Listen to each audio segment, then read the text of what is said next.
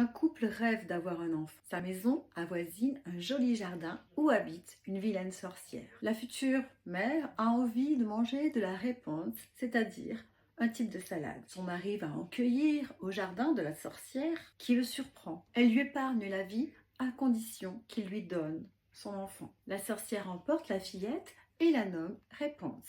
Elle l'enferme dans une haute tour sans porte qui n'a pour accès qu'une fenêtre. La jeune fille a de très longs cheveux d'or noués par une tresse qu'elle déroule par la fenêtre pour que sa geôlière vienne lui rendre visite afin de la nourrir. Un prince, un jour, passe par la forêt, il entend un chant mélodieux qui le surprend, et là, il découvre la jeune fille dans sa tour. Il prend la place de la sorcière pour tromper Réponse et monter jusqu'en haut de la tour. Là, il l'assure de son amour, et ils se retrouveront chaque nuit. Un jour, Réponse mentionne par étourderie les visites du prince. Furieuse, la sorcière lui coupe les cheveux et l'abandonne dans un désert. Elle accroche à la fenêtre les cheveux coupés de la jeune fille pour tromper le prince. Lorsqu'il monte, la sorcière dénoue les nattes et le prince tombe. Il tombe dans un buisson d'épines qui le rend aveugle. Durant des années, il va errer à la poursuite de sa bien-aimée. Ses pas l'amènent à un endroit où elle vit avec leurs jumeaux.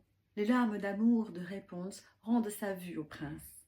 Que signifie cette histoire? Réponse, coupée du monde, en haut d'une tour, est l'image même de la transformation. La sorcière qu'il a adoptée lui sert d'initiatrice. Seules ses tresses d'or la relient à la terre. Elle perd sa force vitale quand la sorcière les lui coupe. Cela arrive dans de nombreux mythes, en particulier dans la Bible, avec les cheveux de Samson qui, une fois coupés, le privent aussi de sa force vitale. Le prince aveugle guérit grâce aux larmes de sa bien-aimée. Dans le film de Disney, il s'agit d'une princesse qui obtient des forces magiques grâce à une fleur d'or qui a été dérobée par ses parents. Privée de sa féminité incarnée par ses cheveux, elle n'en demeure pas moins héroïque et courageuse. Et même une fois transformée en femme banale, sans ses cheveux, ou du moins avec ses cheveux coupés, c'est elle qui va sauver le prince.